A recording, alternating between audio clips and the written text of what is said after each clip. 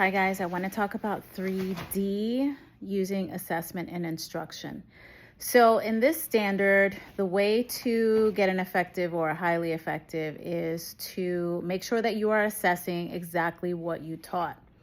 So the biggest reason people don't or teachers don't get a good score in this domain is because they teach something for 15, 20 minutes. They give a independent task, and either A, they don't assess, or B, they don't assess the right thing. They end up giving the kids some kind of worksheet or, that they collect later, and it doesn't even match anything that they taught. Just very, very strange. It never makes any sense to me. I don't understand it, but you have to be assessing what you just taught. That is the whole point in 3D, just using the right assessment and designing an assessment that you're going to align to what you just taught. So you have to make sure that you are designing an assessment that makes sense. So I'll give you an example. Some teachers stop at giving the task. They give the task out and then that's it. And they think, okay, well, they did what I taught. I gave them a worksheet. That's it. That's the assessment. That's not the assessment. The independent task is not the assessment. You need to either create an exit ticket. You need to have some kind of a clipboard where you have the standards that align with that teaching point or that lesson objective that you have. And you have to check off who hit the standard, who met the standard, who did not meet the standard. That's how you're designing assessment. You have to decide what the assessment is going to look like, right? And the curriculum is not going to give you the assessment. I can tell you right now, that's not what the curriculum is there for. The curriculum is going to give you a lesson. If you're lucky, you're going to get a worksheet. You might get anchor charts. But they're not going to say, okay, now teacher, go back and do this in order to make sure that the kids got what you just taught. They're not going to do it. So that's up to you. And that's where it's up to the teacher to put their degrees at work and create an assessment that makes sense. So if you differentiate it for your kids because you have high, middle, low, then you're assessing. You might be assessing the same strategy in a different context for each of those three groups. So you have to decide what am I assessing, right? So it could look different for different kids. I'll give you an example. If you taught, let's say, fractions, right? You taught kids how to do fractions, and you also taught them strategies for how to solve fractions or math equations using fractions, right? You're going to decide, are you going to assess, can they identify a fraction, right? Low level. Can they solve using one of the strategies, right? So that's a little bit higher level. Maybe it's middle high, right? You can solve the entire thing and just ask kids to name the kind of fraction or the kind of strategy that was used. Do they recognize it? That might be low middle, right? So you decide what that looks like, right? If it's going to be an exit ticket with a fraction equation on it, then you decide, what are you going to do with that, right? High, middle, low. Are they solving? Are they naming? Are they identifying, right? And what is it? Like, be very clear about what your question is, right? If you taught strategies only, then your assessment should be based around strategies.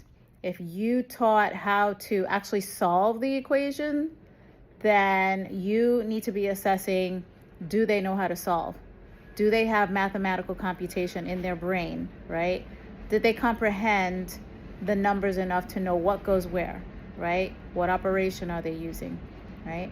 So think about those things when you are assessing. That's the way to get a good score. Start from the bottom up. What are you assessing today? Teach that and then assess that, right? You just collecting work is not an assessment, right? How are you assessing? It's not just let me get their work and I'll put checks on it later. admin has to see you doing that assessment in the classroom. This is it's a quick process, right? You could walk around with your clipboard and check off who met the standard, like I mentioned before, right? If you just walk around because you might not get to everybody, right? Because you met with your small group and now you only have a little bit of time and you have to decide whether you're going to have them share out, which you're not going to be able to have everybody share out. So I don't think share outs are a good assessment for the entire class, right? So, you know, you have to think about if it's going to work for you, right? So if you want to do like a quick one, you can go around the whole room with your clipboard, have your 3 standards that you put for the lesson for that day, check them off for whoever got it and an X for whoever didn't. And whoever's an X, that's your small group the next day, right? So you'll pull them. If you're lucky and you have an ICT class or you have a ENL teacher or a second body in the room, it could just be an intern, right? A teacher who's studying, still in school, and you got lucky, you got her for free. Utilize that teacher, right? Her or him. Utilize that teacher, right? That's the one. Be like, all right, here's everybody who got an X.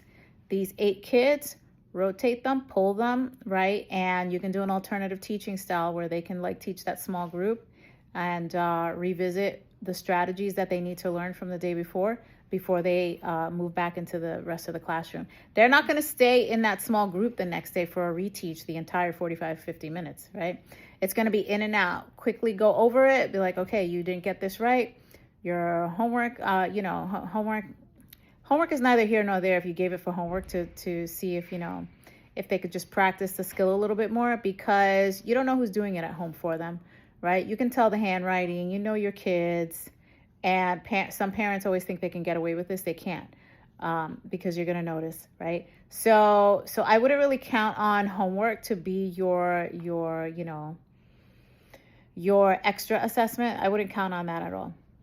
So the next day, get those few kids that didn't get it, that got an X in the small group, right? If they're not part of, you know, your calendar, if you were supposed to see 5 different kids, more than likely though, it's going to be the same kids that you already have on your calendar that you see for small group normally. There are 2 ways to do a calendar for small groups and assessing kids and meeting with them one-to-one, conferencing, I should say. And I'm going to go into that in a different video. But the point is that if you're going to assess with the clipboard and just checks and X's on which standards they met and walking around the room, you need to do a mini reteach the next day or at some point, or pull them, right, immediately, right? So what you could do is send them into their independent practice, pull your small group quickly, or pull that group that didn't get it, right? And just go over it quickly again. It shouldn't take that much time, all right? Sorry about my dog. If someone breathes near the door, he's barking. All right, I hope that helps, and I will be back with let's see, probably, I don't know if I'm going to stay in domain 3. I might move into domain 4, but either way, I'll be back. I hope this helps. Bye.